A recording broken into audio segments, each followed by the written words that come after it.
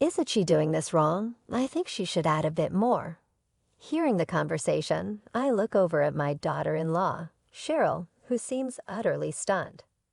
Cheryl looks panicked, holding an apple, and just floundering about listening to the ongoing conversation between my husband and my son. I start to feel my anger boiling. My husband and son hang up. After making their point clear to Cheryl, I lock eyes with Cheryl, who was trembling. She even drops the apple she was holding, ignoring her distress. I ask, could you call them back? Cheryl, nearly in tears, dials my husband again while listening to the annoyed voices of my husband and son. I wonder what I should do. My name is Rena, and I'm 62 years old. I've been helping with household chores at home ever since I graduated from high school. I met my husband, Oliver, through a family introduction, and we got married soon after. We had our son and lived happily. My husband would always attend our son Miguel's school events, no matter how busy he was. My son is really cute, and I can't help it. Even when I was sick and couldn't do housework, he would try his best to help. How are you feeling? Can you eat some chicken soup? I had to smile when my husband cautiously brought over a pot of soup. It seems he made it after putting our son to bed. Seeing me laugh, my husband joined in, albeit awkwardly. Ever since our son got married, he no longer helps with household chores, but he's good to his wife, Cheryl. So I guess it's okay. Sometimes when I'm not feeling well, I find myself craving my husband's chicken soup. I'll never forget the taste of that soup. Lately, I've not been feeling well. It's probably due to age, but I've been having a constant discomfort in my stomach, and I haven't had much of an appetite nowadays. Since we're living with my son and his wife, Cheryl is in charge of cooking and washing dishes. I handle the rest of the household chores. I can't complain, since I'm relieved from most of the cumbersome tasks of cooking and washing dishes. However, I've been feeling feverish lately and usually lie down on the sofa after finishing the laundry. Just then, my husband walked into the living room feeling sluggish. I couldn't get up but watched his movements carefully, ignoring me. He passed by the sofa, went to the kitchen table, and started making coffee. The strong aroma of freshly brewed coffee made me cough involuntarily. Hearing that, my husband clicked his tongue softly and left the living room in a hurry once his coffee was ready. It's sad, but lately he's been so cold towards me. It's like I'm a burden to him. I can't pinpoint when things started going south somewhere along the line. This is what we've become. Thinking of how caring he used to be made me tear up, and I gently wiped my eyes with my sleeve. Tonight's dinner is meatloaf, but given my poor health, I opted for chicken soup. I'm fully aware of the hassle it takes to prepare a separate meal for one person, but lately I can't stomach the same food as everyone else. Yet, Cheryl, my son's wife, made me chicken soup without a hint of complaint. What a blessing she is in our family. Mom, chicken soup again. Cheryl has gone through the trouble to make a nice dinner. Isn't it rude not to eat it? Don't say that, Miguel. I'm sure Rena feels bad enough as it is. Cheryl interjects with a chuckle. I smile wryly and let her comment slide. Though Cheryl is a bit blunt at times, she's an excellent cook and very considerate. Today's chicken soup was clearly made with my health in mind. She even added a touch of citrus zest to stimulate my flagging appetite. As everyone else happily chatted and dug into their meatloaf, I sipped my chicken soup. Suddenly, I stopped. The soup tasted off. I can't describe it, but it had a chemical taste. At first, I thought it was the wax from the citrus dust, but even avoiding it didn't help. But even after avoiding the citrus peels to give it another taste test, something still felt off. I couldn't help but furrow my brows, catching my husband's attention, who gave me a stern look in return. Despite feeling guilty towards Cheryl, I left most of my plate untouched. Cheryl noticed and asked with concern, "Didn't it taste good?" Feeling cornered, I lied that I wasn't feeling well and let the moment pass. What did I do wrong? Days passed and I was feeling a bit better since Cheryl and my son had plans to go out. Today was my turn to cook. Eager to finally get out of the house, I went shopping, but my body felt sluggish, perhaps from being bedridden due to my recent illness. Thinking it was just a lack of exercise, I decided to walk to the nearby supermarket. While waiting for the traffic light, a sudden chill ran through my body, and I felt my vision go dark. I instinctively squatted down, but now found myself sweating profusely. Passers-by glanced at me curiously as they walked by.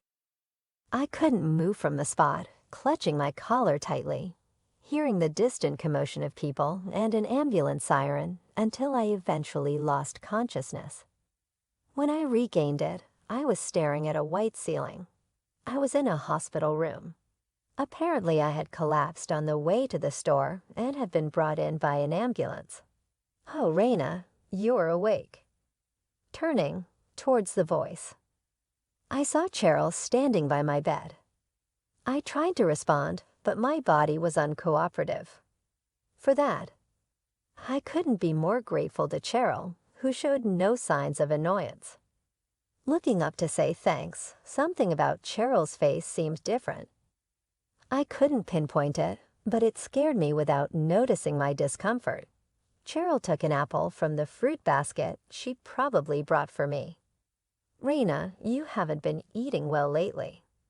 Probably malnutrition.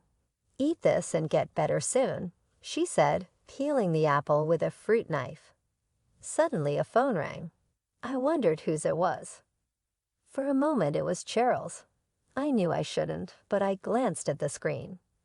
My husband's name was displayed. "Cheryl, your phone's ringing."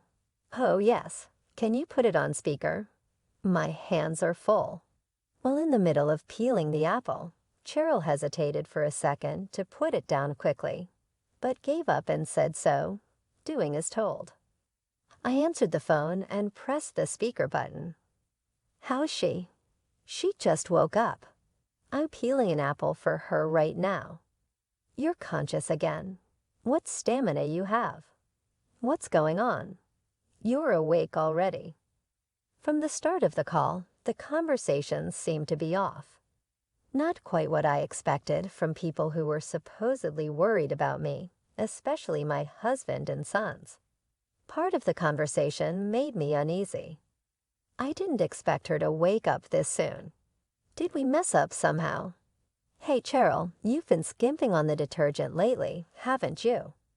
Should we add a bit more detergent? What on earth are they talking about?" I look over at Cheryl. She's holding an apple and her face is pale, trembling. Seeing her face, it clicked for me. It seems they've been adding detergent to my meals. Cheryl had been watching my expression change and finally dropped the apple she was holding. Meanwhile, the conversation between my husband and son continued unabated.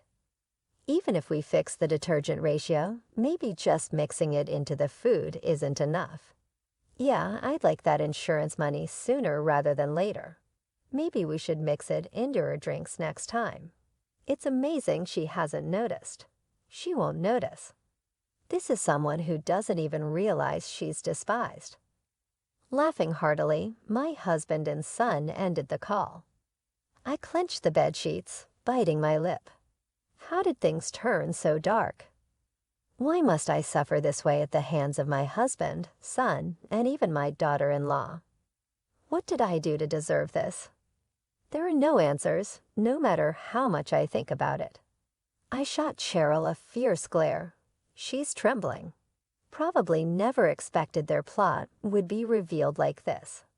She panics, fidgeting with her hands. Taking advantage of the moment I pull my cell phone from my bag, I open the recording app and say to Cheryl, "Call them again."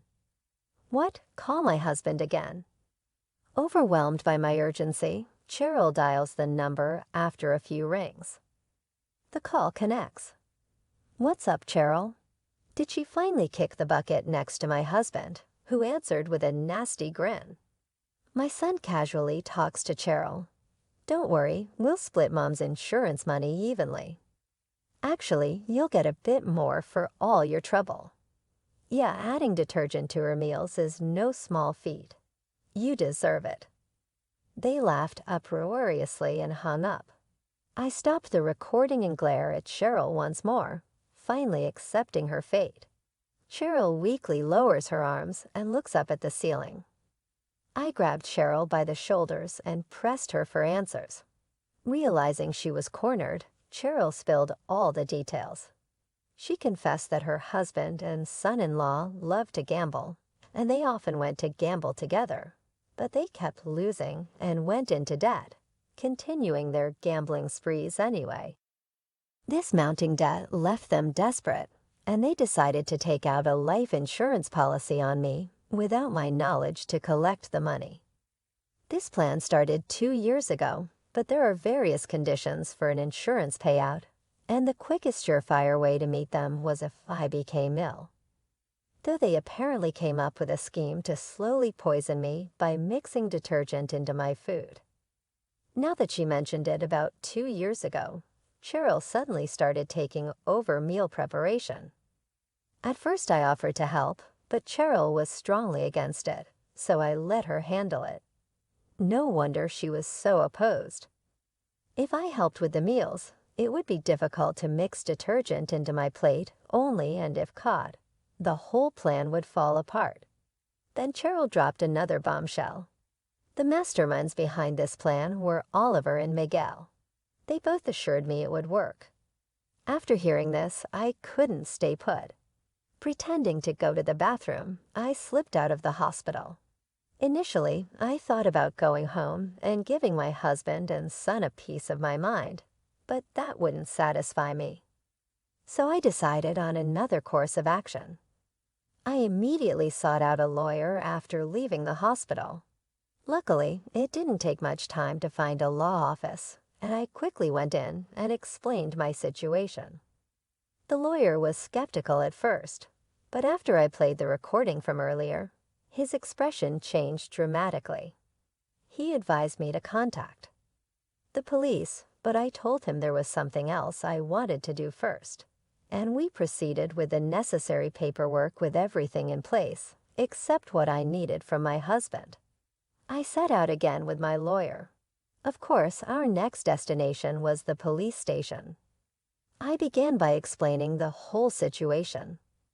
The police were as skeptical as the lawyer initially, but as soon as I provided the recording and additional explanations from the lawyer, they swung into action.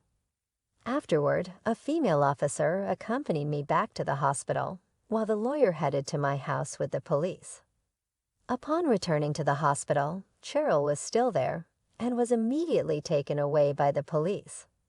As for me, I felt briefly relieved without Cheryl around, but couldn't relax, worried that my husband and son might burst into the hospital room. I went through cycles of lying down and getting up on the bed. Eventually, a nurse came to check on me. I had to explain a lot, but it distracted me a bit. The nurse was shocked by my story and seemed speechless. She remembered the policewoman and Cheryl leaving earlier, and went back to the nurse station to process my admission for the day. I can't say how much time had passed, but eventually a different pair of police officers visited me in the hospital room. Worried that my husband and son had escaped, I listened to their updates, fighting back tears. To my surprise, they informed me that my husband, son, and Cheryl had been safely arrested when the police had initially entered my home. Neither my husband nor my son were present, leading them to suspect they had fled. But in reality, they were just out gambling and got arrested after being questioned by the police patrolling the area. I couldn't believe their nerve gambling while I was being rushed to the hospital. Though they had wished for my health to deteriorate, they should have known I was waking up. Their casual attitude really infuriated me, but their recklessness led to their swift arrest. So I guess there's no use complaining now. In the end, my husband, son, and Cheryl were charged with attempted murder. On top of that, my husband was served divorce papers from me through my lawyer. At first he opposed the divorce, but after hearing the sum of the damages, he agreed to all my conditions, including transferring the house into my name in exchange for a lower settlement. As for my son and Cheryl, well, with my son in jail, I seized the opportunity to sever all family ties through a legal affidavit. No more financial support, period. Even if he's released, I'm treating him like a complete stranger. As for Cheryl, I told her parents everything. Initially, they didn't believe me, but by the time I finished my story, they were visibly shaken and sincerely apologized. Unexpectedly, Cheryl's mother left the room and returned with a thick envelope. Inside the envelope was $50,000. As I stood there in disbelief, they both continued to apologize profusely. It seemed like they intended this as compensation. I tried to decline several times, but they insisted, almost in tears, that I should accept it. So I finally did. Time passed, and I found myself back in good spirits. The spacious house, now devoid of people, allowed me to live my life without compromise. And yes, I could finally eat whatever I liked without worrying. Since that incident, I think I've become a bit of a germaphobe when doing the dishes. I minimize the use of soap. I still think it's a waste of water, but I make sure to thoroughly rinse off any soap. It's not just for dishes. I extend this habit to showering and laundry, too. If I don't, I hesitate to even put things in my mouth or on my body while my husband, son, and Cheryl are certainly to blame for this change. I think I'll gradually get better because they're not in my house anymore. I have the freedom to live as I please. Some may think I'm emotionally scared, but from my perspective, I feel utterly relieved and refreshed. I switched to a new cell phone. The incriminating voice recordings have been turned over to the police, and honestly, just keeping that phone would have felt disgusting. As I think about the freedom my new phone represents, I'm motivated to try things I've never dared before. Maybe I'll get into the trending world of cooking live streams.